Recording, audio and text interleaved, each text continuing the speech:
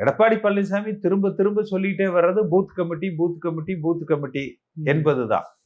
Booth கமிட்டிங்கிறது அதாவது இவர் முதலமைச்சராக வர வேண்டும் என்று தமிழ்நாட்டு மக்கள் முடிவெடுத்து எடப்பாடி பழனிசாமி இந்த முறை முதலமைச்சராக வரணும், ஸ்டாலின் வரக்கூடாது. ஏன்னா தமிழ்நாட்டில் ஓட்டு என்பது யார் முதலமைச்சராக வர வேண்டும் யார் வரக்கூடாது என்பதை தீர்மானித்து அதற்காகத்தான் மக்கள் வாக்களிப்பாங்க.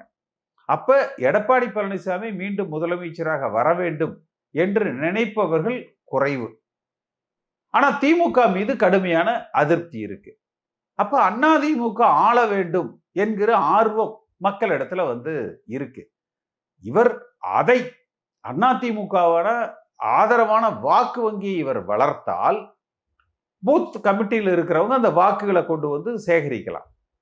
வாக்காளர்களே இல்லாத பூத் கமிட்டியை வச்சுக்கிட்டு என்ன பண்ணுவாங்க? அப்ப இவர் என்ன நினைக்கிறாரு? வாக்காளர்களுக்கு பணம் கொடுப்பதற்கு பூத் கமிட்டி. தமிழ்நாடு முழுக்க மத்தியில் இருக்கிற பாஜக ஆதரவோடு ஓட்டுக்கு இவ்வளோன்னு சொல்லி பணம் கொடுத்து நம்ம வாக்குகளை பெற்று ஆட்சியை அமைத்து திரும்ப நம்ம வேலுமணி தங்கமணி சம்பாரிச்சுக்கலாம், வேணா அதுல ஒரு போர்ஷனை பாஜகவுக்கு கொடுத்துடலாம் என்பதாகத்தான் தெரியுதே ஒழிய ஒரு அடிப்படை திராவிட சித்தாந்தங்களை உயர்த்தி பிடித்து இந்த இயக்கத்தை வலிமைப்படுத்த வேண்டும் என்கிற நோக்கம் இவர்களுக்கு இல்லை.